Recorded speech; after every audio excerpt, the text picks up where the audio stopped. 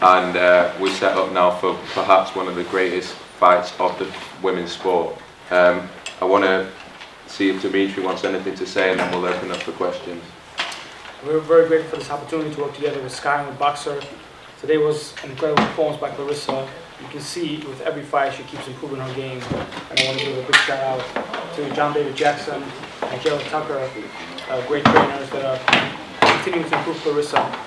And we really have a championship team. Very grateful to work with one of the greatest business people in the sport of boxing, Mr. Mark Cafford. And it was a great night of boxing. We loved the UK boxing fans, the UK boxing press. There's really nothing else, nothing close to it. And we're going to be back here in June and July to be the unified, undisputed middleweight world champion. Again. Yeah, talk about it. Can I also just say what a pleasure it was to have the team over. Fantastic seeing you, Dimitri, Mark. I think Claressa's stopped traffic in Cardiff this week. I think she's been absolutely fantastic to be around. I thought it was a wonderful performance. An absolute privilege to commentate on you up close and see your skills so close at ringside. And I think that the fight with Savannah Marshall is going to be one of the great events this year. And obviously, we saw some spice at the end of it, and it all adds up into what should be a mouth-watering match and something that Ben and I have been really keen on for a long time. So, Let's go. Any questions? If not, Claressa, maybe say a few words. Just really happy to be over here and perform for you guys. I hope you guys enjoyed the performance. It was a 10-round shutout. I did everything I could to get Ema Kozin out there, but when you have an opponent who has, 4 to 5 months to get ready for you, and she's conditioned, she's trained, I still was able to go out there and win every round, break her down with the body shots, and I thought rounds 5, 6, or 7 that she was about to either give up or her coach was going to throw in a towel or the ref was going to stop it. She got checked by the doctors twice.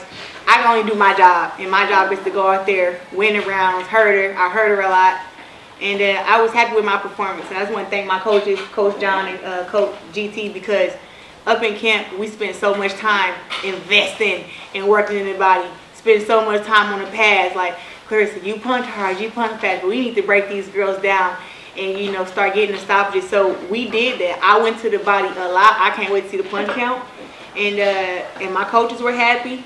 I was happy. The only thing I wasn't happy with was getting headbutted in the last round and getting this cut on my face. But everything else went to plan. All was good. So Claressa, is Savannah definitely next, and what's your reaction? She got to win first. Don't ask me that. She decides that. He said he knows for sure that the fight is going to happen, but I don't think he knows Savannah Marshall as good as I do. Like, honestly, we've been there plenty of tournaments together. I won gold medals at, we all know, 2 Olympic gold medals, but we don't talk about the World Championship. That is actually harder than the Olympics. Where all the countries in the world come to qualify for the Olympics. Some of the best girls get knocked out of the tournament at the World Championships. I won the 2 World Championships, 2014, 2016. Then won the Olympics again, 2012, 2016. Marshall was there. She didn't medal.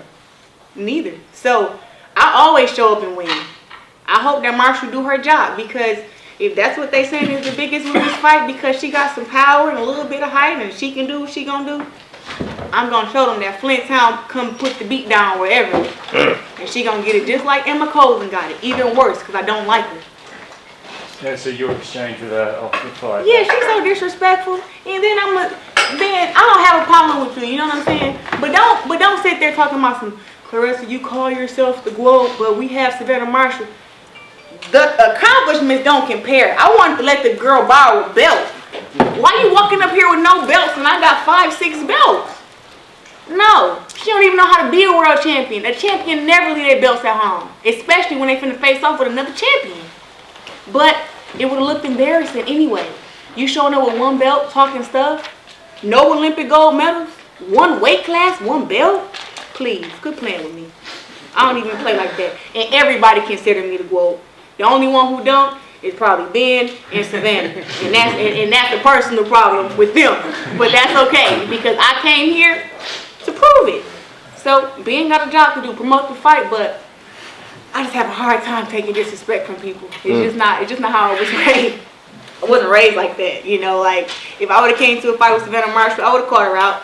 But, you know, talking about wiping the floor and this and that, I haven't been impressed with any of Savannah Marshall's fights. She fight 147 pounders and knocking them out, and they getting a week's notice and 3 days notice. When you actually fighting against the top, them girls don't just lay down. I'm sorry, they don't. But she saw today what she needs to get back in the gym and work on, so hopefully she do it, and this fight can be, you know, competitive as they think it's gonna be. Claressa, is it becoming personal for you because of her behaviour towards you? Because it seemed to be as if it was, you know, a competitive rivalry, but there was respect. Whereas now it seemed to. You know, I think that them giving her easy opponents and her getting a few knockouts have really fed her ego the wrong way. Like, she doesn't know how to be a world champion, I guess. But it's like the disrespect comes from her trying to say that I have all of this and been 3 weight classes and 12 world titles and I've done everything, but it wouldn't have been able to get done if I would have ran into her. It's like, well, why didn't you do it? I think she turned pro a week after I turned pro, and she was signed with Floyd Mayweather first. So when you get a chance to be signed with Floyd Mayweather, the reason that it didn't work out because she didn't want to fight the best fighters. I can fight the best fighters in 3 different weight classes and come out on top. That's why I'm on the side of your town. I'm here. I'm here in the UK to fight her. So, and then she said I went to MMA to run from her. Like, she makes it seem like everything I do in my life is to avoid her. It's like I went to MMA because I'm top dog. Like, I'm in great shape.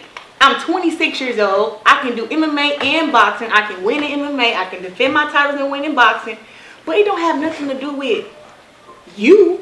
You know, like, we made an offer to fight Savannah Marshall when I was champ at 168. She didn't want it. But I'm happy her confidence is up the roof because I'm just going to beat the confidence out of her as soon as June comes. So let me just, excuse me 1 second. Just 1 second. If you're the best and you know it, Yeah. you don't disrespect anybody or anything.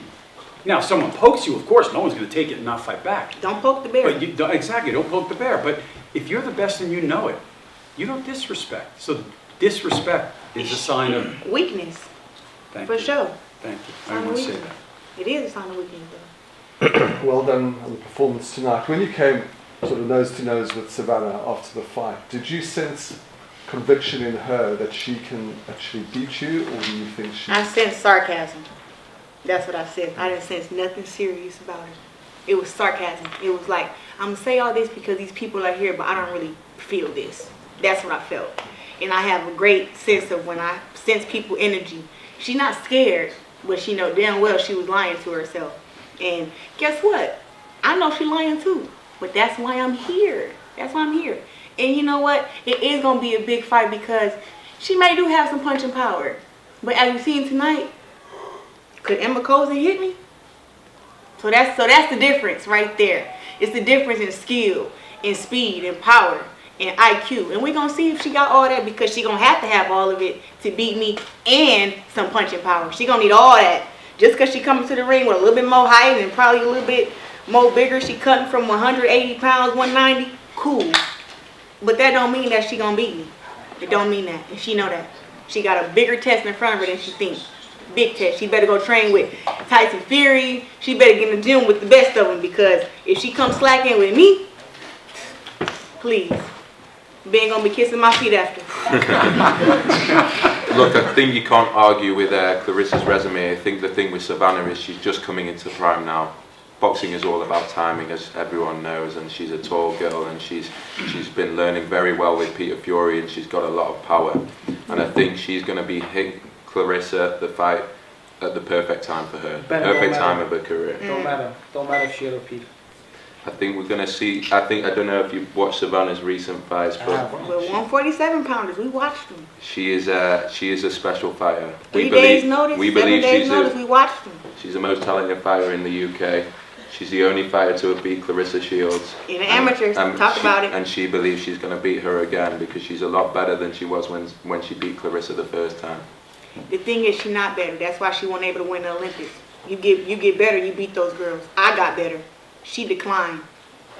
I hope she's great. Yeah. Because we want the best Savannah Marshall in the You world. know, she That's what you want. is great. To have her name mentioned alongside of mine, I give her props. You great. I promise you.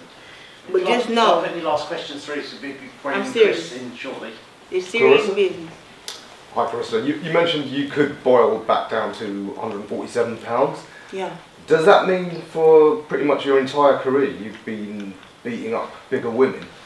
No, that means that I'm in phenomenal shape, and that hell, I just want to make history. I think going to 147 is dangerous, but to be a 4-time division world champion, I'll do it. You know, I'll do it. I think that I have a great team. I have a great nutritionist, perfecting athletes, and with my body frame, they say, Claressa, you can go to 147. I think I would have to cut off, you know, a butt cheek or something. But if it's for the history and I make enough money, I can go buy me a booty. So it's all good. So I'm willing to make history. And I really just want to fight the best, you know, and whoever they consider the best. If it's 160, 168, if it's Savannah Marshall, whoever they consider the best. I'm here. I'm not turning down no smoke, no action. Whoever wants action, come knock on my door, I'm going to open the door. What's up? She wants to make history, That's it. 5 weight divisions. You know what that means? Yeah. You got no choice. You got to go up, you got to go down. Yeah. Uncomfortable to the top, all the way to the top, uncomfortable all the way to the bottom, but always there. That's what she's committed to doing. Yeah. In the men's game, Canelo's talking about going all the way up to cruiserweight. Do you think? Oh, you we'll could take him a cruiserweight. So you think he's going to go to cruiserweight? Canelo has said he would. I'm Oh. asking you, would you go even higher than light heavyweight? I'm not a big girl. I'm not. I think people see the muscles and they see the frame. But I was 11 years old and I weighed 110 pounds and I was like a stick. Like this is all like muscle and working out and running and stuff. So I would go to 175, but once again, only for the history, and that's it. I'm not going to 175. Just Quick fact check Yeah. for you. So in women's boxing, once you go above 168, technically you're a heavyweight. Because light heavyweight and heavyweight, there's not a distinction. I've been pushing for a distinction, and we hope there would be. The truth is, in order for that distinction to be there, we need more women of world-class caliber to create the divisions. Right now, when you get too big, it's a catch-all. So Hannah Gabriel's, Claressa fought her, what'd you guys fight at? we fought at 60, but she was coming up from 54. 160. She's a 2-belt heavyweight champion right now. So the truth is, whether you like it or not, you're going to be fighting girls 20, 25 pounds bigger than you if you're going to win a heavyweight title. That's just what has to be in women's boxing Do they call it today. heavyweight? Yeah. I don't think I want that on my resume. I don't think I want that. I don't know. Maybe we gonna stick with 147. Maybe not unless maybe you fight Hannah Gabriel's for the belts. Hey, but she And coming that- in at over 175. Shit. 169 technically. That's Hey, it. That's all you y'all. got to do. I can beat her, but y'all playing with fire with that one. We gonna have to really get in the gym for real. Put on some, have muscles coming on my neck for that one. Okay, gents. When you say that you go from different weight class, how did you get used to being uncomfortable as far as weight? It's just being very, very strict in your diet and having that discipline. I eat very, very healthy. I'm a pescatarian. I only eat fish, vegetables, rice, brown rice. For this camp, we ate nothing but brown rice and vegetables and all kind of fish. We ain't eat a whole bunch of seasoning on our food, and I had a great weight cut. But that's how you do it. And like after being disciplined for 7-8 weeks, it's like the last week it always mess with you. It's like the last week, like right when you about to get on the scale and you weigh 159.4, you're like, I want to go drink a bottle of water right now, and you got to get on the scale in 10 minutes. But it takes that discipline to be like, stay away from the water, just sit here and stay disciplined. But I think it's the eating healthy, it's the working out, and it's to just no drinking and no smoking. So no alcohol and no smoking. And I think no that sex, my right? body is, yeah, I haven't had sex in 3 weeks. Oh my God, I can't wait to get out of here. Oh my goodness, like We was all thinking it. the obedience for this camp has been, tremendous. Did you say no seasoning? On my food, Yeah. no seasoning. Well, that's what's the missing the sex, I think. I don't know. I think I would take the other one over there, but I hear you. All good? Thank you. Alrighty. Cheers, guys. Right.